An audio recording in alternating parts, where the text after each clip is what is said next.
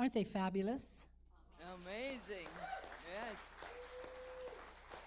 We are so blessed, aren't we, with the music that we have. And there's just something about music that is different than only the spoken word that just can really lift us and inspire us. So thank you so much. And it is my pleasure now to bring to the stage and hand over the remote to Reverend Monika Krammer. It is a real privilege to be a minister here at this center with Monika. She has a strong and beautiful clarity around this teaching and around who she is. And it really is a privilege, Monika, to have you speak with us this morning. So please, Thank you. come on Thank up. you. Let me take that up.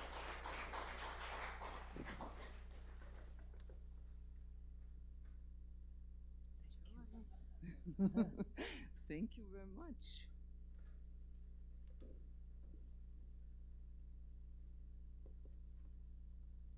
Whee!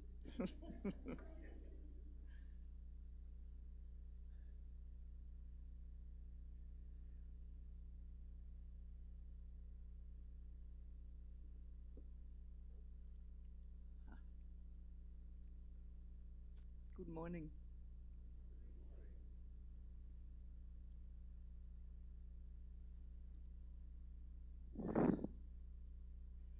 Two roads diverged in a yellow wood, and sorry I could not travel both. Being one traveler, long I stood to look down one as far as I could, to where it bent in the undergrowth. Then took the other, as just as fair, for having perhaps the better claim, for it was grassy and wanted wear, though as for that, the passing there had worn them really about the same. And both one morning equally lay, in leaves no step had trodden black. Oh, I kept the first for another day, but knowing how way leads on to way, I doubted if I should ever come back. I shall be saying this with a sigh.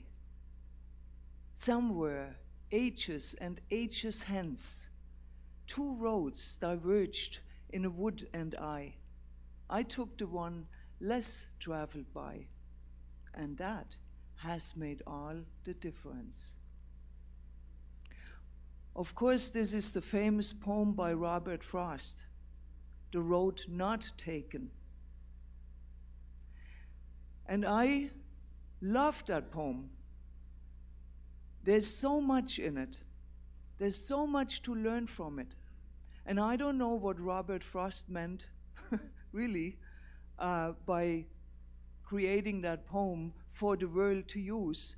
But my interpretation is it's a perfect illustration of how we make decisions, especially when we come to a fork in the road.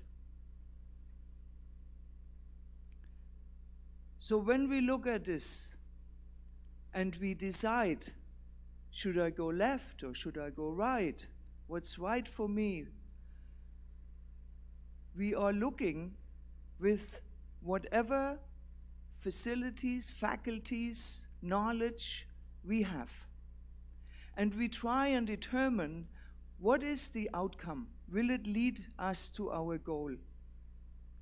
But it doesn't matter how we decide, and it doesn't matter what we decide to do and to be and to have. What matters is that when we made our decision, that we have to let go. We have to let go because we cannot do both at the same time, right? If you notice that, you cannot be at a party on this end of the city or a concert in the other city. It just doesn't work. We have to make a decision. We have to decide. And once we decide, we gotta let go of the other.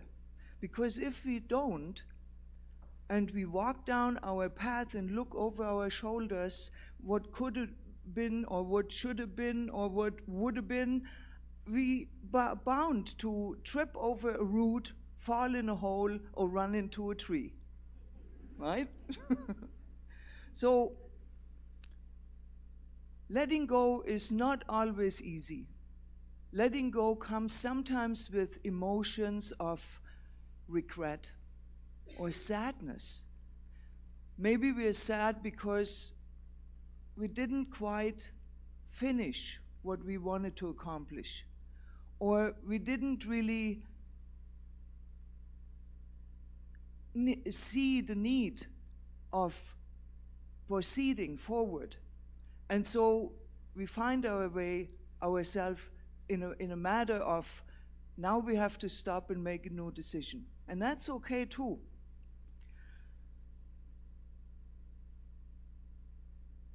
But when we feel these heavy feelings of regret and guilt and sadness, we actually become stuck in our movement forward.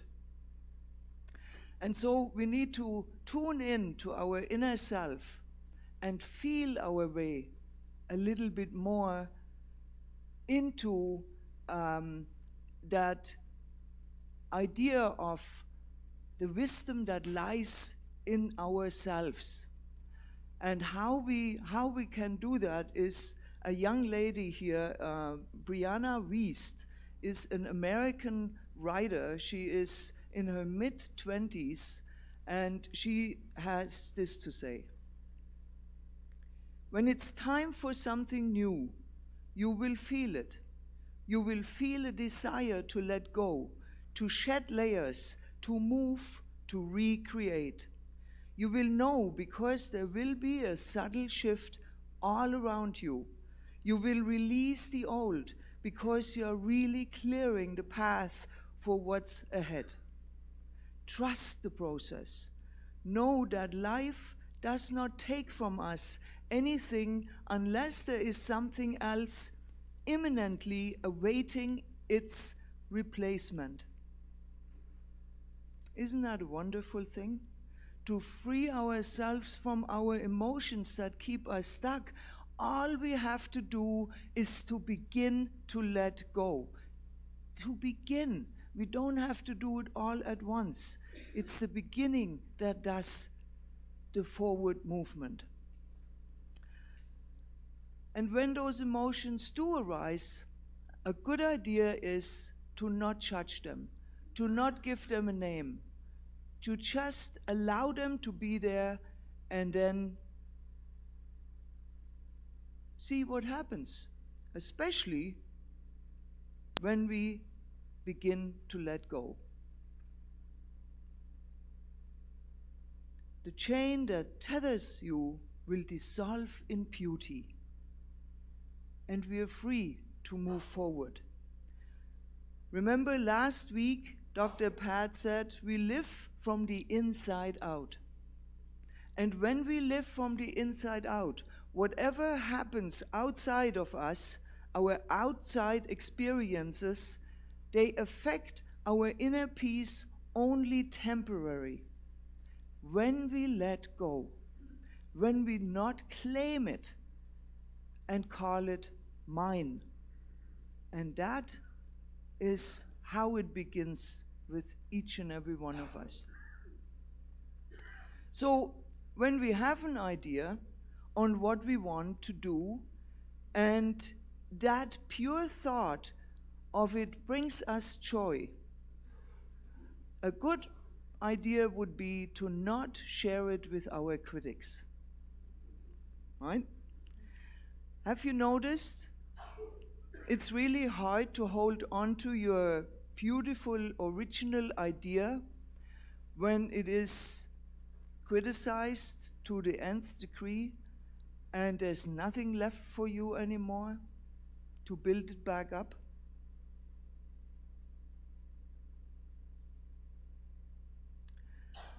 When people give their opinion and their opinion is not in favor of what you want to hear, this worms right into the corner of doubt, which we all have.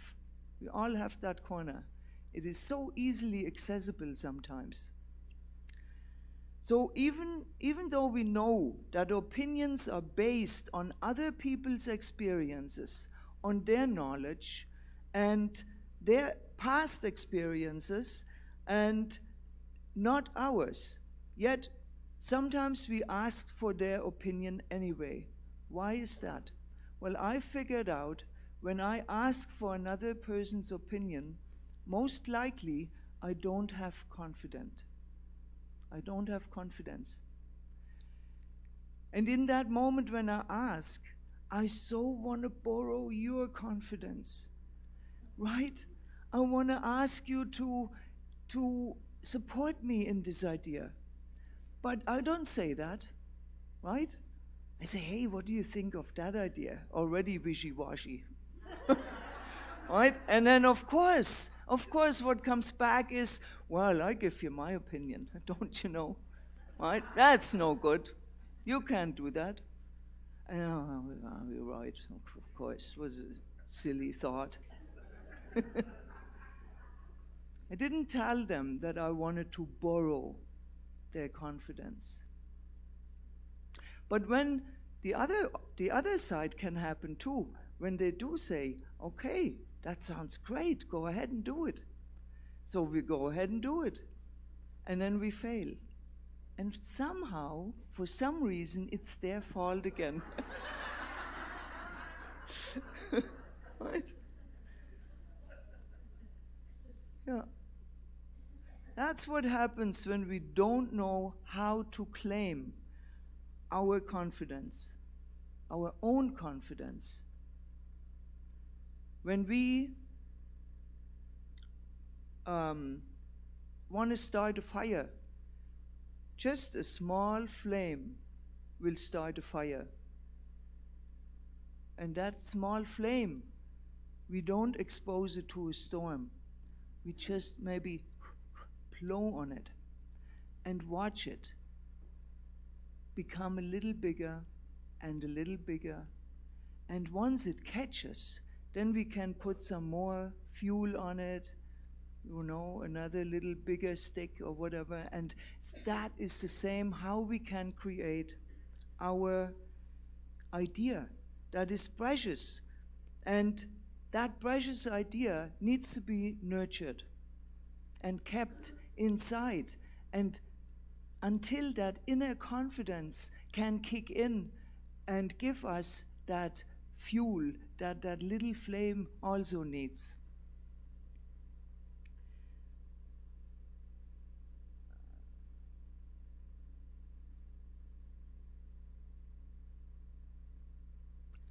Just for a moment, imagine what it would feel like if we could at any given moment have and claim our own self-confidence.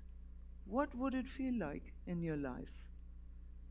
If we look at our life and realize that that life is actually a gift, right?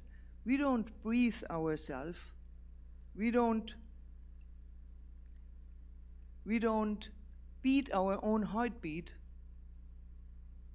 Our life is given to us. We didn't call it to us. It is given to us. And from that idea, we unfold in a total different way.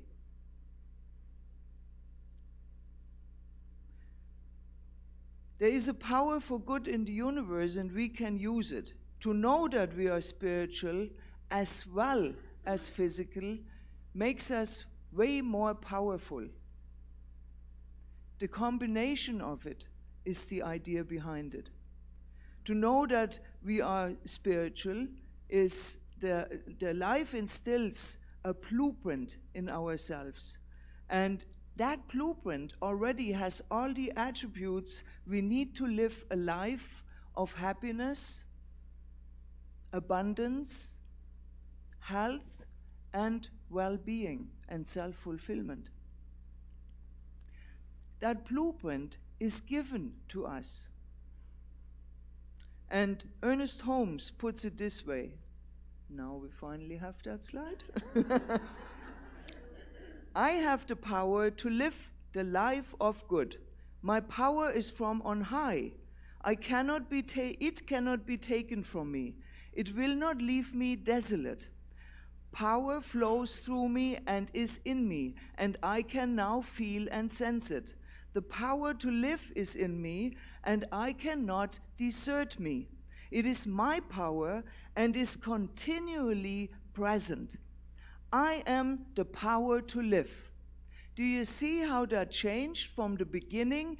I have the power to live a life of good, to the end, I am the power to live.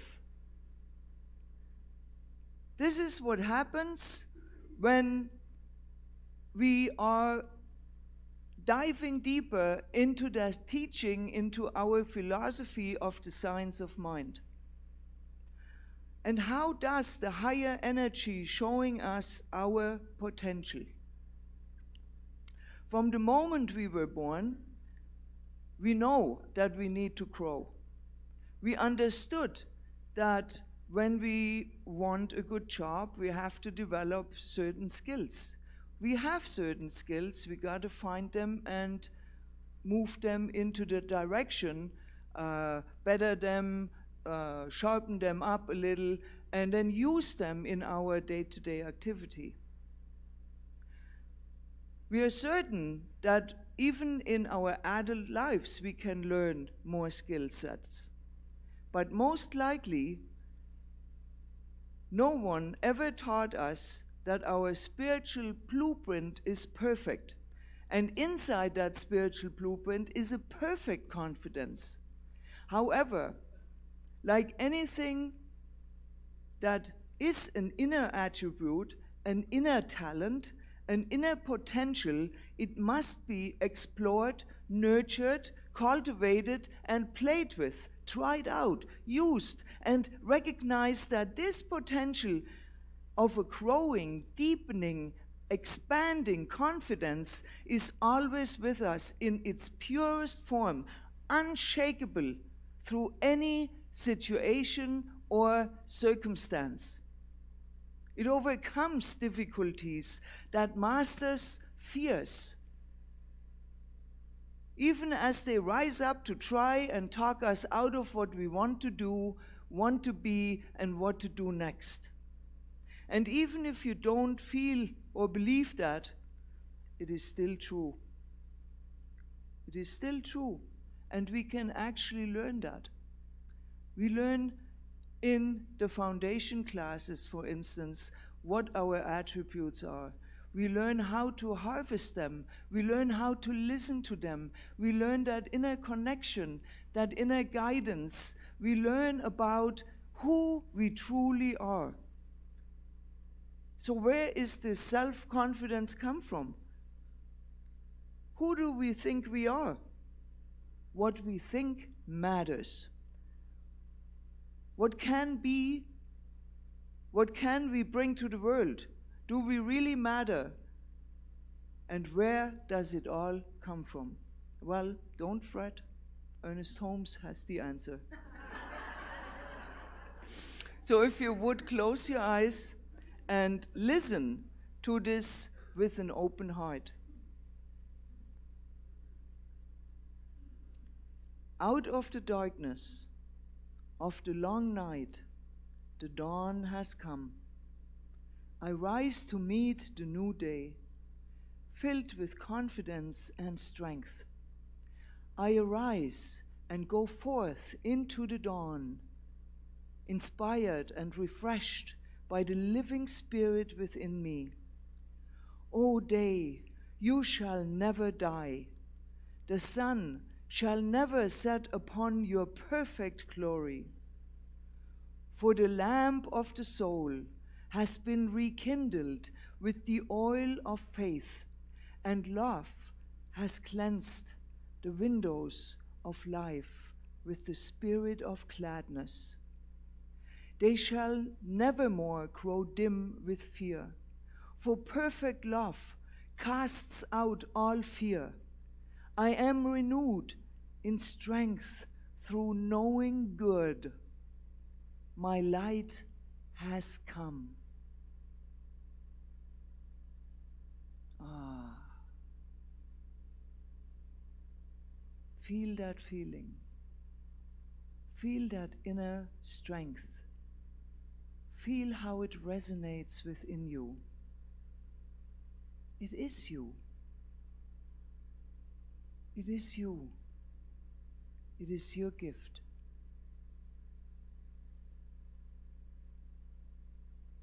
You're on your way now.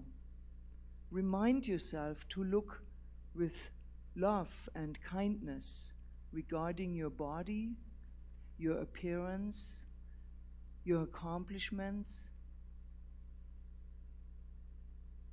and what really matters to you.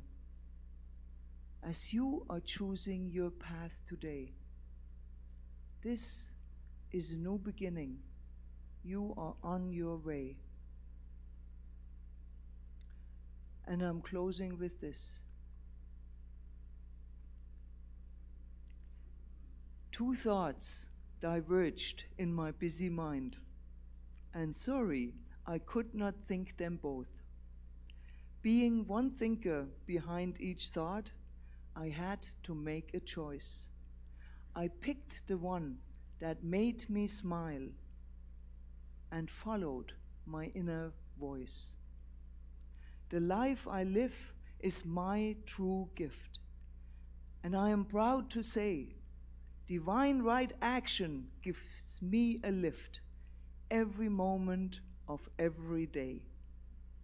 I let go of what is black and gray and rise to meet that inner power, to prepare what lies ahead each day, up until my final hour. I shall be telling this with a sigh. Somewhere ages and ages hence, 2 thoughts diverged in my busy mind, and I took the most one trusted by, with love and faith and confidence. And so it is.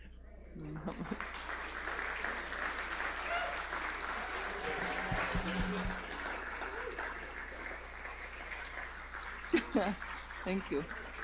Thank you.